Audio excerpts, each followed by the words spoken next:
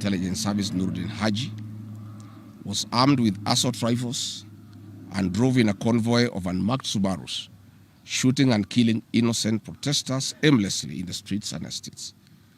This squad in Subarus, hooded and masked against court orders, are disguising themselves as DCI's officers, yet we know they are not.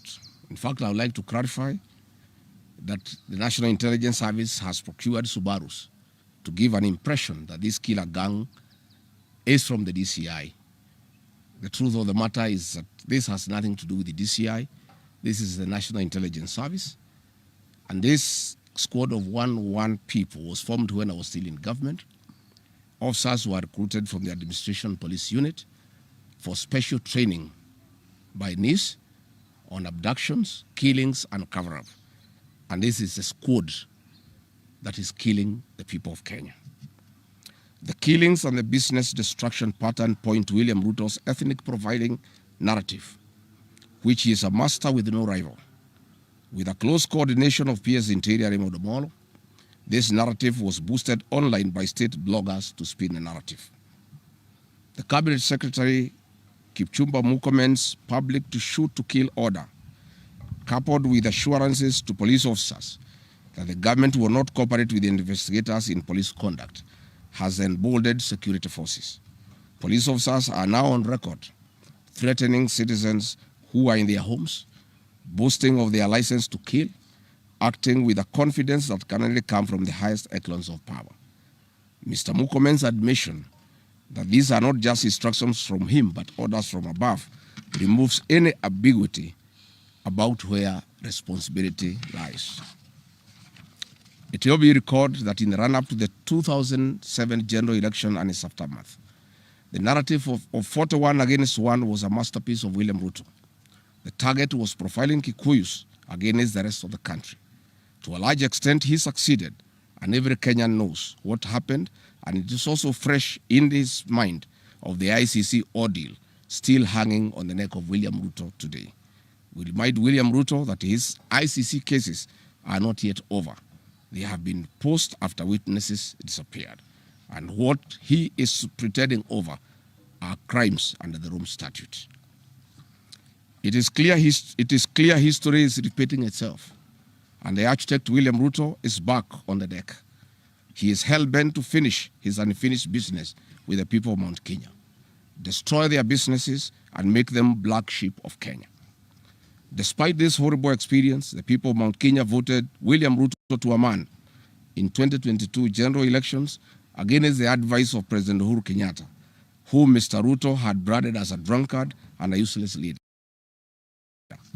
Today, the people of Kenya, and especially the Mount Kenya region, feel sorry that they did not heed to the advice of Uhuru Kenyatta. These state-sponsored militia were key in torching of various parts of the country with ease of police assistance to prefer terrorism charges on specific people from the Mount Kenya region. So far, about 50 young people are in courts in trumped-up charges of terrorism in scenarios of state-managed crimes by the state. Again, this is a clear onslaught on the Kikuyu nation.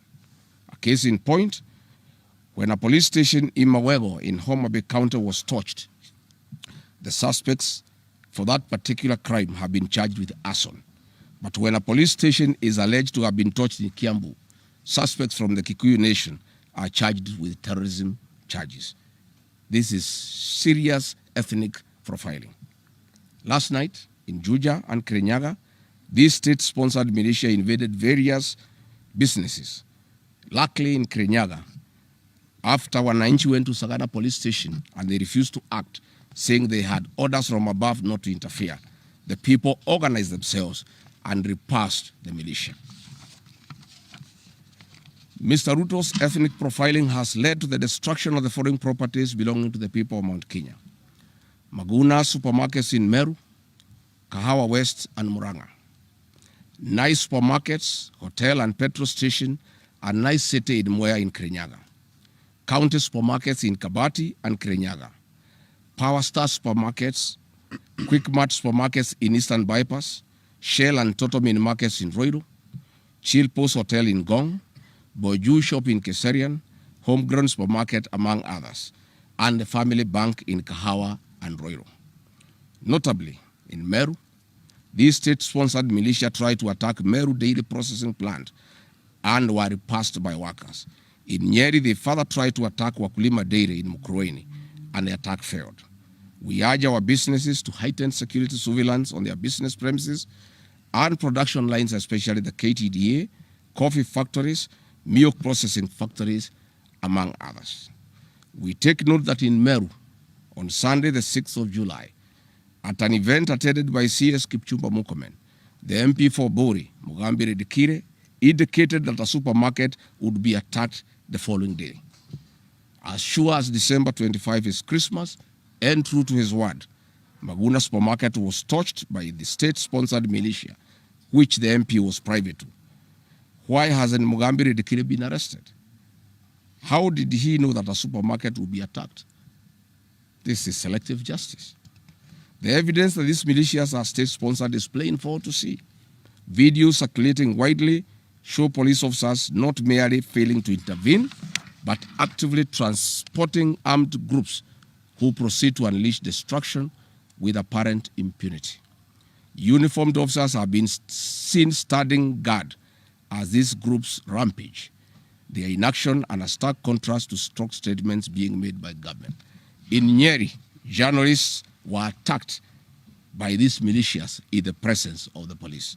It is well documented. This is a clear indicator that Ruto is working with governors and MPs allied to him to destroy businesses owned by the Kikuyu, the Meru, and the Embu, and blame it on people who don't support his administration. This is a tactic that was used by the colonialists with collaborators who searched earth policy and touched buildings and businesses and blamed it on the Mau Mau. This divide and rule tactic will not work, Mr. Ruto. We know that in Meru, they want to use this mayhem to blame Mithika Linturi. In Embu, they have already blamed Mkonji Gitonga. In Kitengela, Iron Gong, they want to target Senator Seki and MP Onesmus Ngogoyo. In Nyeri, they are trying to haunt Honorable Kagusha. And in Kirinyaga, they are targeting Senator Murango. We want to remind President Ruto that it is not the Kikuyus who want him out of office. It is the entire people of Kenya. Kenyans are suffering equally across the country. That is why Kenyans have said, if you, Mr. William Ruto, believe that it is the Kikuyus who want you out, then all Kenyans are Kikuyus. I want to thank the people of Kenya for standing out against this tribal profiling of the Kikuyu. The people of Kenya yesterday did wonderful by saying that the Kikuyus should not be profiled. This morning, I've seen Ruto quivering and wailing in uncontrollable anger. Mr. Ruto, excessive anger is not a solution. I want, with a lot of humility, to advise you to stop being angry. That will not help. You need to know what you need to do because you have not been listening to the people of Kenya. The people of Kenya are more angry than you are. They are angry because you have overtaxed them. There is wanton corruption.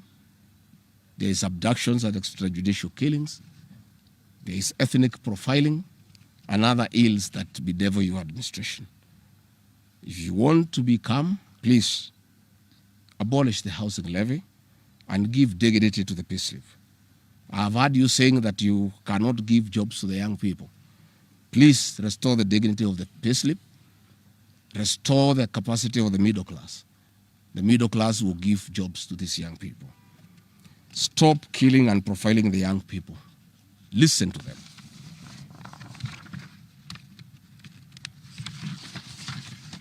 Stop abductions and extrajudicial killings. Abolish, disband the killer squad of 101 officers at Danodin Haji. Give hustlers the jobs that you promised them. Mr. William Ruto, you are the one who promised. You cannot cry today that you have no solution, saying that other presidents have not been able to do it. You are the one who promised these young people. Stop police brutality. Stop abductions and illegal detentions. get the hustlers from the bottom of the economic pyramid as you promised. Yes, Mr. President, we agree there were other presidents before you, as you have rightly stated, and true, they never went through what you are experiencing today. May it please you to know that the reason why Kenyans rarely had problems with them, Mwai Kibaki and Uhuru Kenyatta were guided by the Constitution and the rule of law. They did not capture our constitutional institutions to work for them instead of working for Kenyans. They never killed children. They never attempted to build churches in State House. They never organized militias to destroy people's property and kill them. That is why you have a problem. And we also want to remind you that Mwai Kibaki had a difficult time from you, William Ruto. Videos are everywhere. You cannot say that Mwai Kibaki did not face resistance. It's on record that you gave hell to President Kenyatta for 5 years. So it is hypocritical for you to allege that Mwai Kibaki and Uhuru Kenyatta had a very easy time. Most of the problems Mwai Kibaki and Uhuru Kenyatta had came from yourself, and it's on record. We want to advise you that the one-term movement is not getting you out of power outside the Constitution. Mr. President, nobody wants to throw you. Nobody wants to overthrow your government. Nobody wants you out of power through unconstitutional means. Mr. President, I and the people we work with are on record. We want to remove you from State House through the ballot in 2027. This narrative you are creating that there is an attempt to overthrow your government is for you to have the opportunity to use the Terrorism Act to profile communities and to persecute leaders who are opposed to your administration. Please relax. We want you to serve your one term. Nobody wants you out of government, and constitutionally, nobody has any plan to overthrow your administration, Mr. President. We want to face you on the ballot in August 2027. So just relax and stop crying wolf that anybody wants you out of office unconstitutionally. There is no leader here who is planning a coup, and none has the capacity. And nobody is interested. The leaders in this country, and indeed 95% of the Kenyan population, want to humiliate you at the ballot. They will relish that moment. None of them would want you to go out through any other method, unless, of course, you decided to resign on your own volition. So please stop creating this narrative. This narrative is to enable you to use anti-terrorism law to persecute leaders and to persecute the Kikuyu community. If you speak out online, Mr. President, you want to use the Terrorism Act to harass people. If you dare challenge your administration, you want to use the Terrorism Act to deal with people who are opposed to your administration. My fellow Kenyans, let us not be deceived. William Ruto has stripped away even the pretense of democracy. What we are witnessing is not the rule of law, but the rule of fear. This is not the behavior of a government that serves its people. This is the machinery of outright dictatorship. Finally, I want to announce to the people of Kenya that tonight I will be traveling to the United States of America to talk to the Kenyans in diaspora and the international community about the state of the nation. I would have wanted to stay in the country at this very difficult time when our people are under siege, but I have engagements that I'm not able to postpone.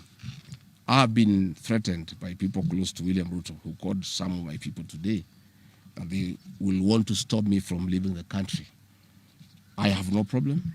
If you want to come and arrest me at the airport, as you are threatening us, you can go ahead. I don't have a problem. You cannot sell fear to us. You know, even if you sold us fear, we cannot buy.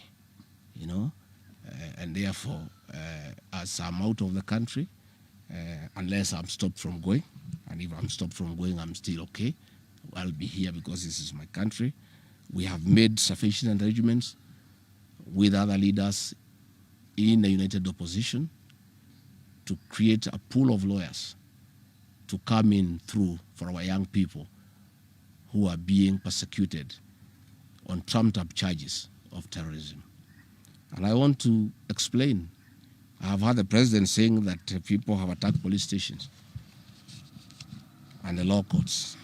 It was all stage managed by the MP for Kikuyu. How do you explain that people can walk into a police station and they are not armed and take over the police station from armed police officers? How do you go to the courts that are guarded by armed police officers and touch them?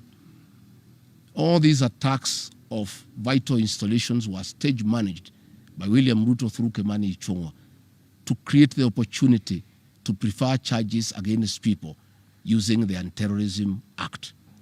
That is the reality. So nobody has attacked any police station. They were all stage managed by government. And what is happening is history is repeating itself. This is exactly what Moi did in the 80s against the Kikuyu community.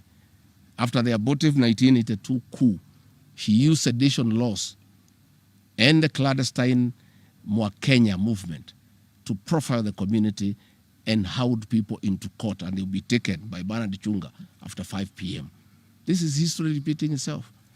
I want to ask our people to be calm, to be cautious, and to be strong. I want to appeal to our young people, the Gen Zs. Looking at the scenario of what is happening and what William Ruto has planned, I want to ask my children, my sons and daughters, to consider applying the next onslaught against the President William Ruto by getting IDs and registering as voters so that they can deal with William Ruto on the ballot. Because I fear for them. Anytime they go out to the streets, they are killed like chicken. I would like to preserve, to us, these children. We would like to live with them. We would like to see them grow. And when we look at the desperation of William Ruto and the brutal force he is using against these children and the use of state militias to attack them, I would like to plead with them to consider, to join us, we in the opposition, by registering as voters. And in 2027, we'll be able to get rid of President William Ruto. William Ruto, finally, let me ask you a question. The Kikuyu nation, the Mount Kenya people, you call tribalists every day. These people you are waging war against, their businesses, are the same people who voted for you, even after what you did to them in 2007. They forgave you and considered you as a person they can elect as president. You have turned against the community.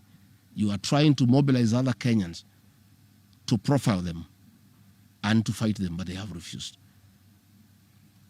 These same people from Mount Kenya have the capacity to support somebody else. It must not be you.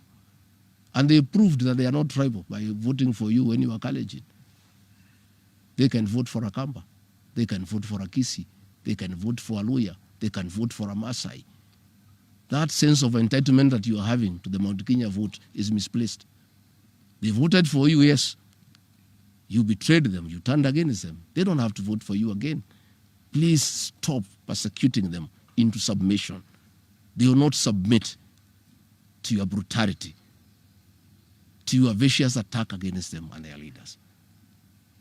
That I want to tell you for free today. I've listened to you talking with a lot of anger, calling them tribalists. They are not. How can they be tribalists when they voted for you and you are not one of them?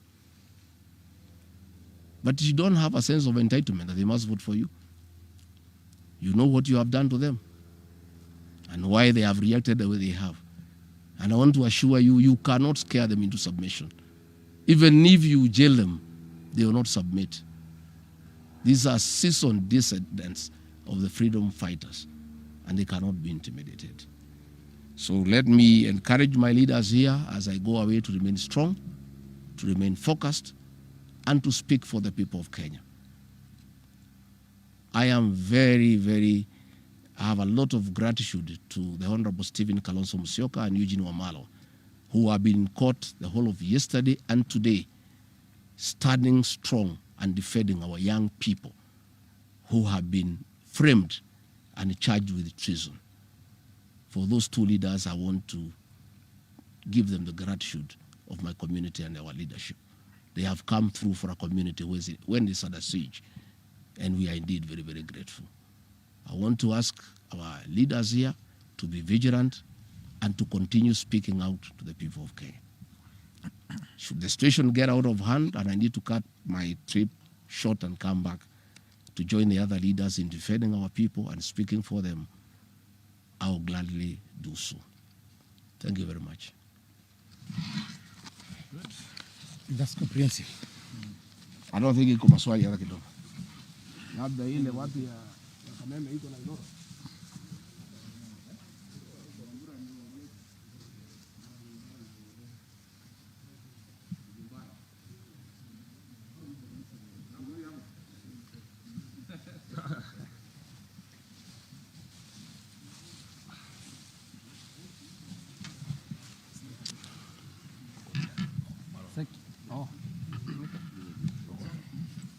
Muko tayari wale watu ya Kifaransa?